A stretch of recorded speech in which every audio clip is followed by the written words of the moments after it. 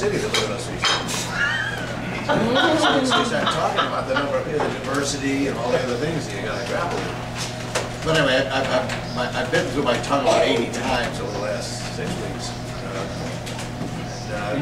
Well, how to start? I mean, I didn't want to, you know, obviously some people want to see a big fight with Democrats fighting with each other over the thing. And I don't know what value was I going to achieve in that. So I just, it was frustrating to know that we drafted a pretty good bill. I mean, I took 161, and this I thought I'd be chided for it. I took 161 amendments from the Republicans. So and most of them are technical stuff, I don't deny that. But several of them were frankly pretty substantive amendments. And yet, you know, they were never going to be part of the outcome. But it is a product of both bipartisanship. That's what your game is. Enzi and Ensign were both bad-mouthing the Health Committee markup during the Finance Committee markup. Yeah. I thought that was somewhat interesting. So with them, they're going to get a lot more time on that bill. That was actually legislative language, by the way. The Finance Committee they adopt concepts. That's a unique proposal. So which I didn't know about. I read the Senate line. If you think I know that, but I didn't know they did. I didn't know they marked up legislative language. I thought that's what he does with billing. And every line of our bill is scored. This country would not have existed had the Congressional Budget Office been a requirement in 1789. The status to these people no one knows to determine whether or not something is acceptable or not. But anyway. And it's a guess, that's what I, basically it's an educated. Of course we are. I mean, if you look at their record, they've been off by hundreds of billions of dollars. Well, no, the computer models are basically, they go back to almost like the 50s. So you don't get any credit for what are anticipated savings. So for instance, they'll tell you the cost of putting a treadmill in a company where people can go and exercise during their lunch hour.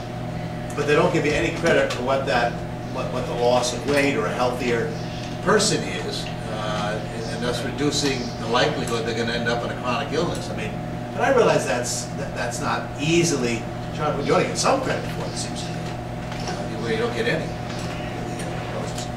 And that's just one of the problems dealing with. And they're terribly slow. I don't understand why it's so slow in this day and age with computer models.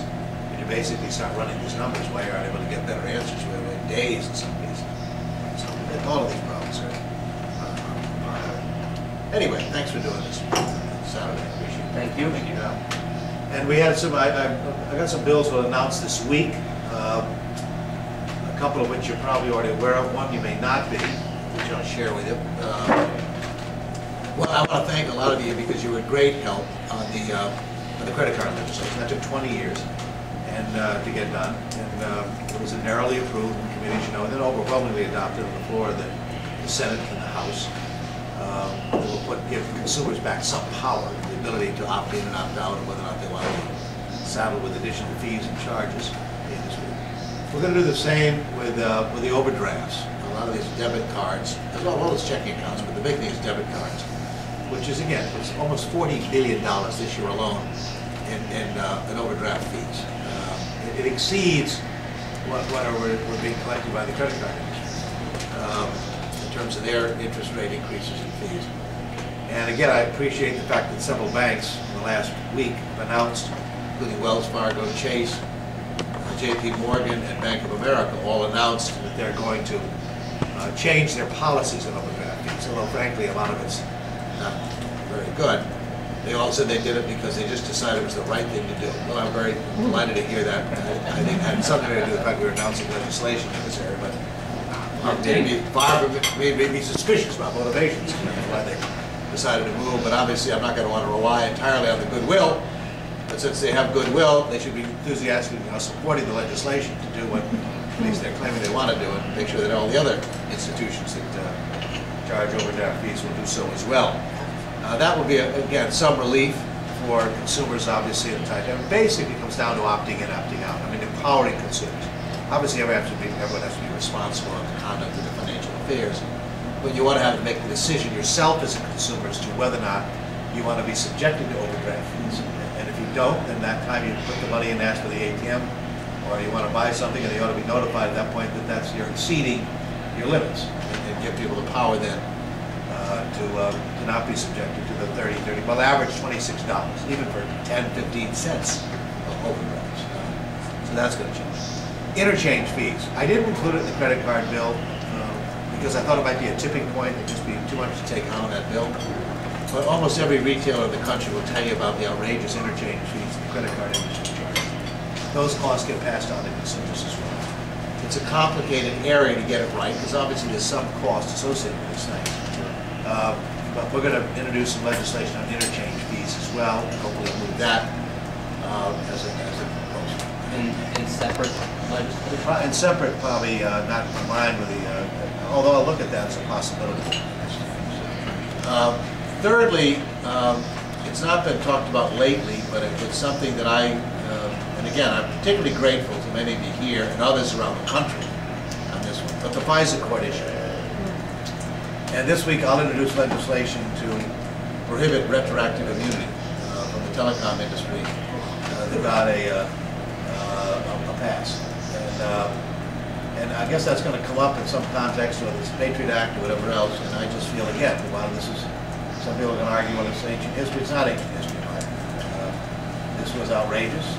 It was done egregiously, in my view. The FISA courts, I support it. The whole idea to have them operate, but when you bypass even that, and then allow an industry to be able to reach into virtually every home through fax, internet, telephone communications, and none of us have any idea as to what the parameters were in that area.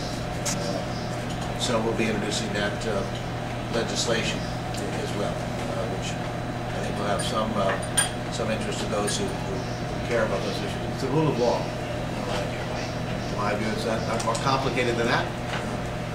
And those who had decided to go off on their own, and others did. It was not like everybody did. Quest decided not to go along with the Justice Department at the time, and said we're not going to do it because we thought it was wrong. So it wasn't a question where everybody did it. So I don't know what will happen with it. I didn't succeed terribly well the last time it came up, but I didn't do terribly well on credit cards either, other than before. I think now with 60 votes in the Senate, with Paul Kirk having arrived the other day, we may be in a stronger position to actually prevail in some of these areas. So that's something I had announced before. Anyway, I talked about overdrafts and interchange fees and other things before, but I know the particular interest in the blogosphere about the FISA courts and what happened on that issue. And it was a great sense. I never would have had traction on the issue had it not been for the blogs who made this an issue across the country. You have some other senators who are currently working towards the FISA retroactive. Feingold, Sanders. They've all been discussing. There's a joint bill out there, I think, with like 8 senators attached to it. Good. I don't know if you've seen it yet. No, more the merrier. No. Well, it's a Feingold initiative. You might want to look at it. Yeah, I'll talk to Russ. Russ was very helpful, obviously, before as well. And I sort of took the lead on that issue back a year and a half or 2 years ago. And we realize that. Wouldn't have had much traction because the mainstream media obviously was not getting a lot of coverage because of the cross ownership in a lot of these areas. But they frankly, I don't think wanted to highlight an issue that they were going to cut into their bottom line to some degree. So had it not been for an alternative media that was reporting on it, I don't think I would have gotten very far with the goal. It turned out we ended up losing, but it was disappointing, frankly. Some people I thought were going to be with us that were not on these issues, despite rhetoric.